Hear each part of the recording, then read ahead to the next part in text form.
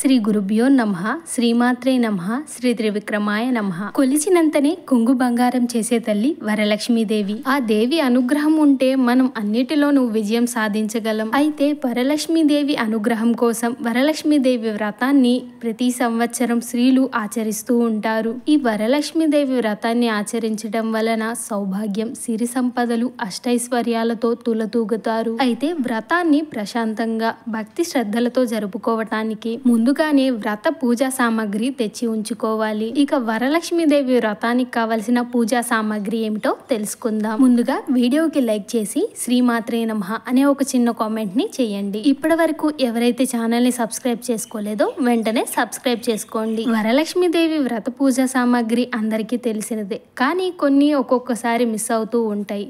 అవి అన్నీ ఉన్నాయా లేవా అని ఒక్కసారి చూసుకోవడం కోసమే ఈ వీడియో. ఈ వీడియోలో లక్ష్మీదేవి వ్రతానికి కావలసిన అతి ముఖ్యమైన వస్తువుల జాబితాని తెలుసుకుందాం. ముందుగా చిన్న పీట లేదా ఆసనం 1, బియ్యం పిండి ముగ్గు వేయటానికి చలిమిడికి, ఏనుగు బొమ్మలు 2 లేదా పసుపు కొమ్ములు, వడపప్పు కోసం పెసరపప్పు 100 గ్రాములు, బెల్లం పానకం కోసం ఇంకా గణపతికి నైవేద్యం కోసం, పసుపు 100 గ్రాములు, కుంకుమ 100 గ్రాములు, మట్టి గాజులు. అమ్మవారికి వాయనంతో పాటు 12 గాజులు పెట్టాలి. మీరు ఇచ్చే వాయనాలను బట్టి ముత్తైదువులకు మట్టి గాజులను తెప్పించాలి. ఆకుపచ్చ, పసుపు, ఎరుపు శుభప్రదం.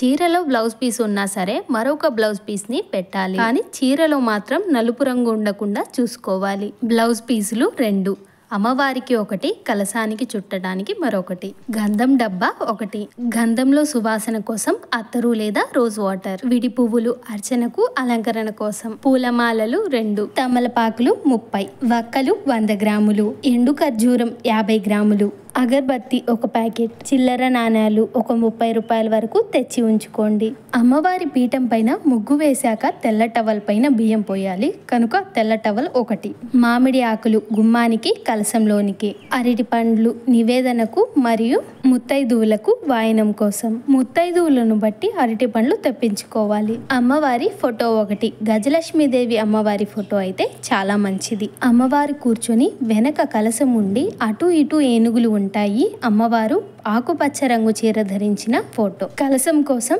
చెంబు, కొబ్బరికాయలు 2 కలశంలోనికి నైవేద్యం కోసం, పచ్చిశనగలు 1 కిలో ముందు రోజు రాత్రి నీటిలో నానబెట్టుకోవాలి.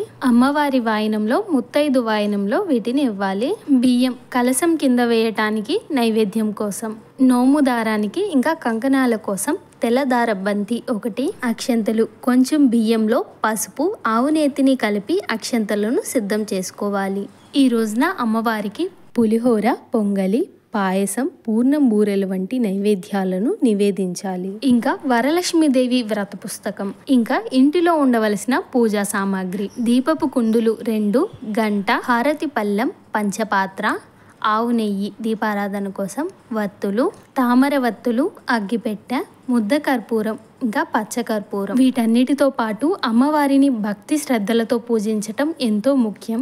ఆర్భాటాలు గొప్పగా అలంకరించాలని అమ్మవారు ఎప్పుడూ కోరుకోదు. మీకు ఉన్న అంతలో అమ్మవారిని భక్తి శ్రద్ధలతో పూజించండి. అమ్మవారు తప్పకుండా అనుగ్రహిస్తారు. వీటిలో ఏవి కూడా అరువుగా తేవటం లేదా అప్పు చేసి తేవటం అస్సలు చేయకూడదు. అమ్మవారి దివ్య ఆశీస్సులు ప్రతి ఒక్కరిపై కలగాలని మనస్ఫూర్తిగా కోరుకుంటూ మరొక ఆధ్యాత్మిక వీడియోతో మరలా కలుసుకుందాం. ఓం శ్రీ త్రివిక్రమాయ నమః.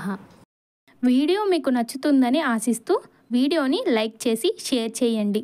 అలాగే మరెన్నో ఆధ్యాత్మిక విషయాలకై ఇక్షుపురి స్టోరీస్ని సబ్స్క్రైబ్ చేసుకొని బెల్ ఐకాన్ని క్లిక్ చేయండి.